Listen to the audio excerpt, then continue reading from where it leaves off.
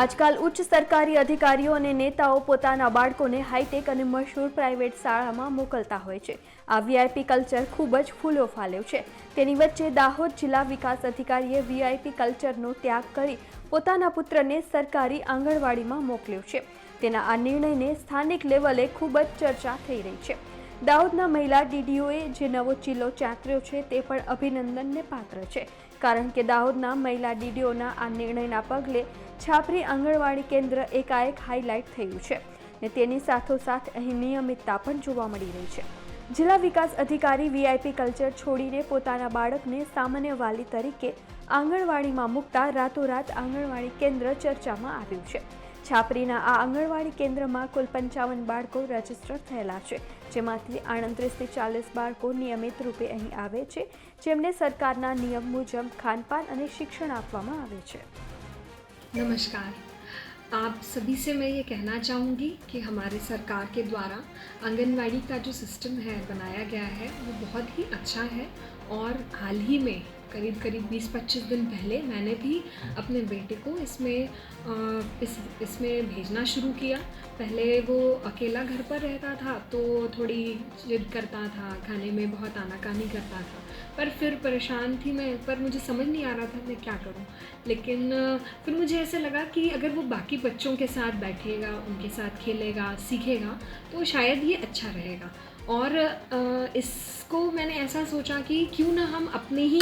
आंगनवाड़ी में उनको भेजें, ताकि ये इसके साथ ही अगर आंगनवाड़ी की जो सुविधा है उसका भी हम लाभ ले पाए, और साथ ही साथ अगर उस आंगनवाड़ी में कोई छोटी मोटी कमी हो तो हम एज अ सिस्टम उसके चेंज या उसका बदलाव भी साथ में ला पाएँ. इसमें मैं ये भी कहना चाहूँगी कि छापरी जो है वो हमारे ऑफिस के बाजू में ही गांव है और वहाँ की आंगनवाड़ी है, और वहाँ की जो बहन है वो भी बहुत ही एक्टिव है. तो उन्होंने भी बच्चों के लिए अलग अलग तरीक़ों से जो मेन्यू के प्रमाणे जो भी उनको डे टू डे में खाना बनाना होता है और उसको किस तरह से वो काफ़ी साफ़ सफाई के साथ सभी रूल्स को फॉलो करते हुए उन्होंने किया भी है. साथ ही साथ मैंने देखा कि वहाँ के आस पड़ोस के जो बच्चे हैं तो थोड़े जो क्षेत्र है हमारा ट्राइबल क्षेत्र है, यहाँ पे ऑलरेडी कुपोषण की भी थोड़ी समस्या है. तो आंगनवाड़ी नियमित खुले, साथ ही साथ वहाँ जो मेन्यू के हिसाब से खाना बनना है वो बने, साथ ही साथ अपने पोषण सुधा की योजना भी वहाँ पर चलती है. तो ये एक गांव की दृष्टि से देखा जाए तो बच्चों के लिए एक हब है, जो बच्चे सुबह वहाँ पर आएँ और नियमित रूप से खेलें कूदें, अपनी प्रवृत्तियाँ अलग अलग जो सिखाते हैं वहाँ पर वो करें. ऐसे ही एक मैं चाहती हूँ कि मेरा बेटा भी उसका भाग बने और साथ में बच्चों के साथ वो शेयरिंग और ये सारी चीज़ों को सीखे और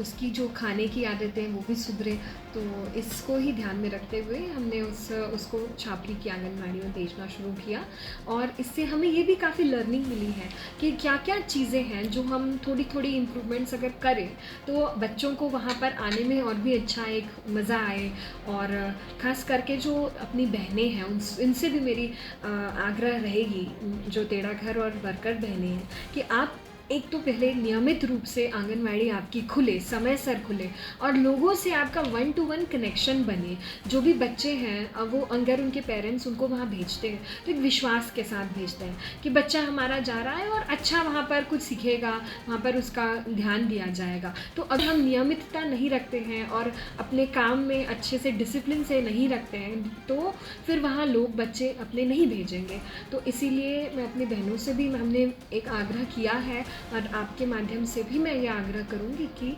वो अपने जो आंगनवाड़ी पे एनरोल्ड बच्चे हैं उनको वहाँ पर नियमित रूप से जो मेन्यू के हिसाब से भोजन है वो दे. उनको खेलने की बहुत सारी सुविधाएं दी गई हैं सरकार के द्वारा, पर ज़्यादातर काफ़ी बार वो बंद पड़े हुए रहते थे, लेकिन उसको उनको खेलने दें, उसका यूज़ हो तो ही उसका एक्चुअल हम लोग यूटिलाइज़ कर पाएंगे, और इसके द्वारा हम अपने बच्चों को काफ़ी हद तक मानसिक और शारीरिक रूप से सशक्त बना पाएंगे. देखिए कोई भी पेरेंट अपने बच्चे को कहाँ भेजता है वो उसकी चॉइस है, लेकिन अगर हम अपना चॉइस का बास्केट ऐसा रखें कि हमारी आंगनवाड़ी अगर मान लीजिए किसी प्राइवेट प्ले स्कूल के कंपैरिजन में उतनी ही अच्छी हो, उतनी ही उसका एनवायरनमेंट अच्छा हो और बच्चे वहाँ पर आकर पेरेंट्स को सुरक्षित फील करें और उससे उनको उतना ही टेक अवे लेकर जाएं जितना कि वो प्ले स्कूल में लेके जाएं। तो आई थिंक कि वो उस दिन हम लोग 100% ये कह पाएंगे कि we are nowhere less, या हम किसी भी माध्यम में उससे पीछे नहीं है प्राइवेट से। तो यह यहाँ पर एक लर्निंग है, यहाँ पर एक अपॉर्चुनिटी है हमारे लिए भी, हमारे सिस्टम के लिए भी, जो कि ऑलरेडी बहुत काम कर रही है। पर वो एक कहते हैं मार्केटिंग, तो इतना मार्केटिंग आज के डेट में हमारा नहीं है। लेकिन साथ ही साथ मैं ये कहूँगी कि ये सरकार के द्वारा दी गई फ्री सुविधा है, जो कि हर एक बच्चा इसका, हर एक, ना तो कोई फीस ली जाती है ना ही इसमें। और आपको मैं ये भी कहूँगी कि वहाँ पर जो रोज़ के रोज़ वो मेन्यू होता है, आज ही मैंने देखा यार सुखड़ी थी, तो आप ये समझ सकते हैं कि जनरली जो आजकल का ट्रेंड है वो जंक फूड का है, वो पड़ीका का है। लेकिन आंगनवाड़ी पे जाकर ये हॉट कुक मील और ये हेल्दी खाना सीखना ज़रूरी है। तो अगर हम अपने वैल्यू सिस्टम्स को देखें तो अभी भी हम दादी अगर माँ के बात समझे या अपनी मम्मी से पूछें तो यही बोलेंगे कि बच्चे को दलिया खिलाना चाहिए, बच्चे को आप जब नया खाना शुरू करते हैं तो राब और शीरों से ही शुरू करते हैं।